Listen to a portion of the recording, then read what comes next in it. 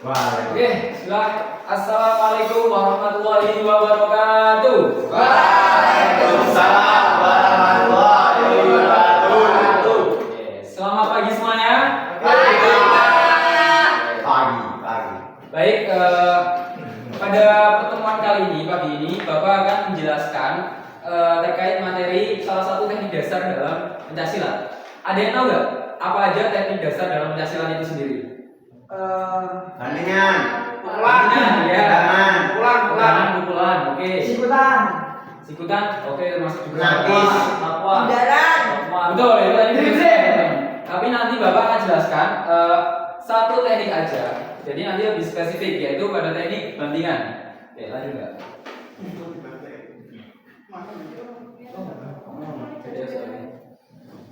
Oke, apa ya? Sebelum itu, pencaksilat itu merupakan seni bela diri olahraga yang berasal dari Indonesia. Begitu. Jadi pencak sendiri merujuk pada gerak dasar bela diri yang terikat peraturan, sering dikaitkan dengan yang berada di daerah Jawa. Kemudian silat itu adalah inti ajaran bela diri untuk pertarungan, sering dikaitkan dengan daerah Sumatera ataupun Melayu. Kemudian ada 4 unsur utama dalam pencaksilat, yaitu mental, spiritual, seni budaya, bela diri, dan juga olahraga. Nah, untuk teknik dasar tadi sudah dijawab ya sama anak-anak sekalian. Tapi bukan hanya itu, pola langkah, kuda-kuda, sikap pasang, hindaran itu juga termasuk dalam teknik dasar. Kemudian ada tujuan dari pencaksilat. Tujuannya itu yaitu adalah pertahanan diri, di mana nanti ketika kalian sudah belajar pencaksilat itu bisa defense terhadap diri kalian sendiri bila ada sesuatu yang berbahaya, kejadian-kejadian yang tidak kita inginkan, kita bisa defense diri seperti itu. Kemudian juga tidak lain tidak bukan yaitu adalah menjaga kesehatan atau kebugaran, karena di olahraga karena di pencaksilat itu juga olahraga termasuk. Jadi kita sehat dalam jasmani maupun rohani. Kemudian ada pembentukan karakter atau kepribadian yang luhur. Jadi di pencaksilat itu nanti kalian dilatih disiplin, tanggung jawab, jujur, seperti itu. Ya, lanjut. Ada di Indonesia ada organisasi yang menaungi pencaksilat, yaitu Ikatan Pencaksilat Seluruh Indonesia (IPSI). Oke. Yang dikatakan Mas Malik itu tadi merupakan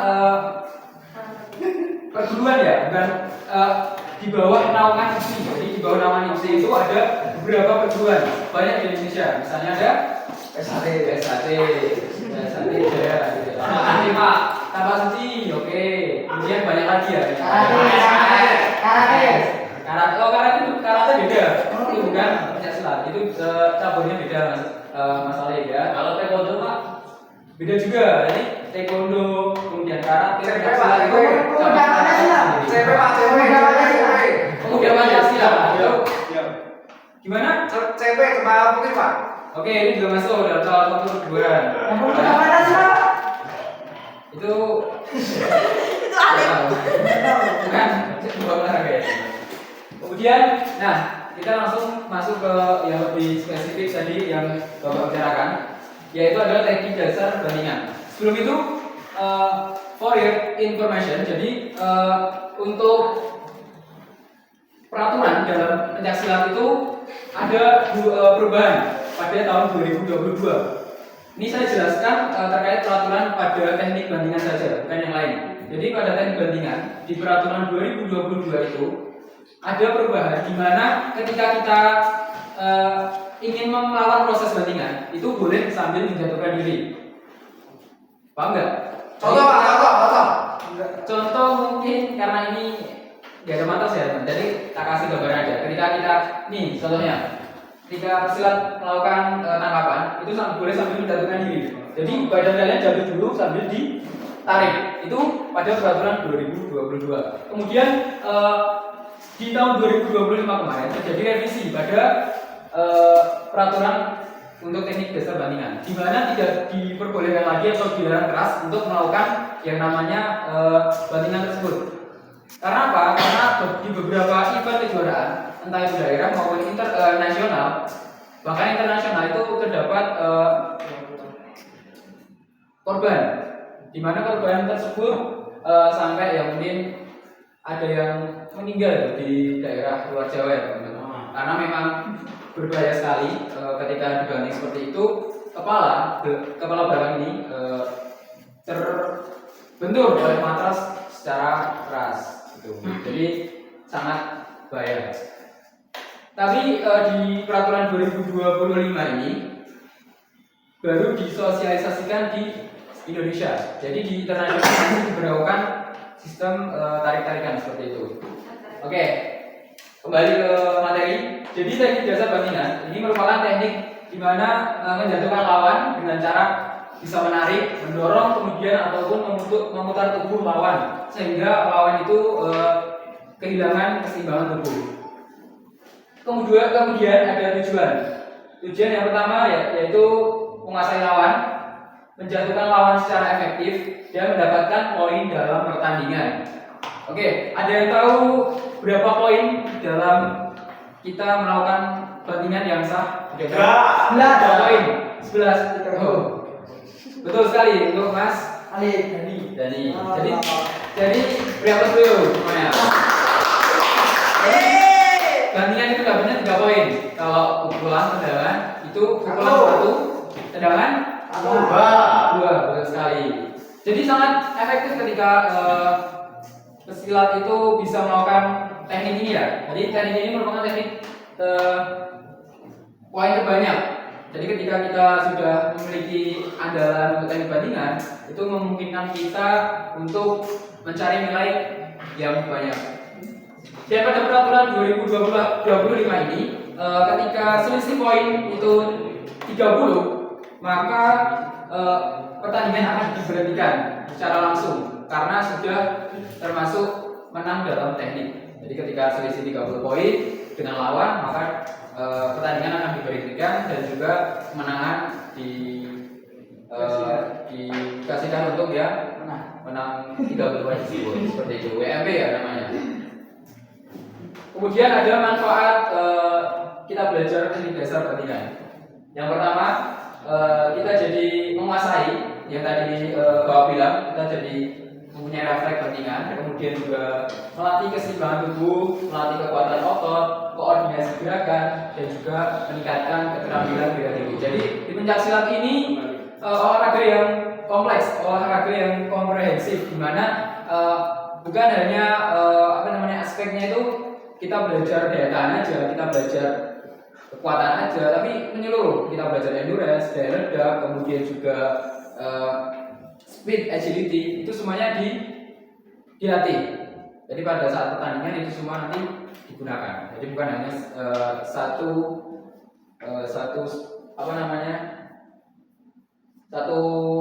kekuatan aja yang dilatih seperti itu. Jadi lanjut. Nah, ini ada unsur dan juga sikap dasar. Dalam pencaksilat ini ada beberapa unsur yang penting teman-teman. Yang pertama adalah keseimbangan tubuh. Ini perlu karena pada saat kita melakukan bantingan, kalau kita tidak memiliki keseimbangan tubuh yang bagus, maka biasanya atlet itu akan jatuh sendiri ketika ingin membanting. Contohnya, misalnya si sudut biru, ya, sudut biru ingin membanting sudut merah, tapi sudut biru tidak memiliki keseimbangan yang baik, maka sudut biru itu sendiri ketika ingin melakukan proses bantingan, dia jatuh sendiri. Jadi karena si sudut biru tidak memiliki keseimbangan tubuh yang baik. Kemudian ketepatan waktu atau timing. Nah, timing dalam melakukan proses bantingan juga sangat penting. Dimana saat kita melakukan bantingan, ketika timingnya pas, maka proses bantingan juga akan sempurna seperti itu. Kekuatan dan teknik itu juga penting. Ya, ketika kita membanting juga yang saya jelaskan tadi, di mana bukan hanya tangan yang dilatih, tapi juga kaki untuk menahan berat lawan, kemudian dan badan itu harus kekuatan dan teknik juga harus diasah. Kemudian juga penguasaan posisi lawan. Ketika kita melakukan bantingan itu pasti ada antisipasi dari lawan. Antisipasi dari lawan. Jadi kita langsung bisa menguasai posisi lawan dengan baik. Sikap dasar ada kuda yang kuat, sikap pasang, kemudian posisi tangan siap mengontrol lawan, dan juga menjaga jarak dari lawan.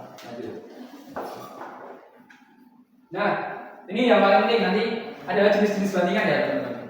Jadi jenis bandingan itu ada banyak sebenarnya, tapi yang kita bawa masukan adalah bandingan-bandingan yang memang itu efektif dan efisien dalam atlet bertani biasanya. Ada bandingan luar, di mana nanti bandingan luar itu seperti gambar ini, bisa ditarik ke bagian luar lawan. Kemudian ada bandingan dalam. Bandingan dalam ketika kita mendorong tubuh lawan ke dalam. Kemudian bandingan kaki. Bandingan kaki ini biasanya dibantu dengan sapuan kaki seperti itu. Bandingan pinggul itu berarti kita memusatkan power kita pada bagian pinggul. Kemudian bandingan putaran. Nah, bandingan putaran ini sangat-sangat tidak membutuhkan tenaga yang banyak. Jadi bandingan putaran ini hanya menangkap kaki kemudian kita tarik. Bahasanya kalau di pencaksilat itu bandingan putaran itu ada bandingan sawer, gitu ya. Bukan sawer yang kayak Mas Satria ya, sawer gitu ya. Contoh ya. Lu sama pasal kita. Nah, ini untuk melakukan teknik bandingan ada tahapan-tahapannya sendiri. Yang pertama yaitu sikap pasang. Nah, sikap pasang itu sangat penting. Jadi di mana sikap pasang itu adalah fondasi di mana kita memiliki sikap yang baik, sikap awal yang baik. Kemudian juga kuda-kuda yang kuat dan sikap pasang ini untuk menghadapi lawan. Kemudian kita ketika sudah pasang, kita dekati lawan. Dekati lawan dengan pola langkah dekati, kemudian kita kontrol tubuh lawan dengan kita memberikan reaksi, kemudian lawan kita memberikan balasan seperti tendangan misalnya, kita tangkap, kita kontrol tubuh lawan, kemudian kita ganggu keseimbangan lawan tersebut, dan kita proses melakukan gerakan bandingan yang ingin dilakukan. Misalnya tadi bandingan luar, kita lakukan bandingan luar seperti itu. Kemudian jangan lupa ketika melakukan gerakan, setelah itu harus diakhiri dengan sikap akhir. Sikap akhir yaitu kalau di peraturan 2025, sikap akhirnya itu adalah kaidah. Jadi kalau kalian tidak melakukan kaidah setelah menjatuhkan lawan, maka ya poinnya tidak akan sah, tidak akan dimasukkan. Karena itu bagian dari seni dalam pencaksilat. Ya, ikon pencaksilat adalah kaidah. Jadi harus ada kaidah setelah melakukan gerakan bandingan.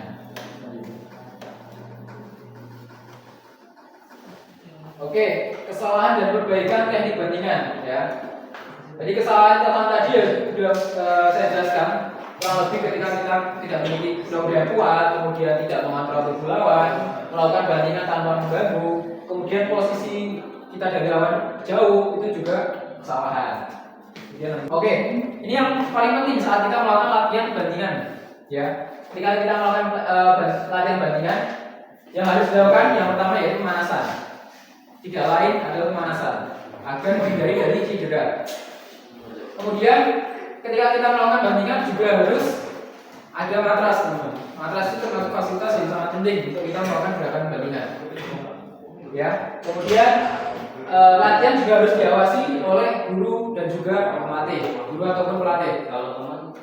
Kalau teman mungkin nanti malah ada hal-hal yang tidak diinginkan. Ada pacar? Gojek pacar mungkin boleh. Bisa boleh. Bisa masuk berubah ya. Silakan masalah dulu ya. Jangan gitu ya. Iya tapi. Kemudian dia menggunakan tenaga berlebihan. Jadi kalau sama teman biasanya kan kayak kompetitif ya. Jadi pinginnya ini dulu. Jadi harus ada mediatornya, pelatih.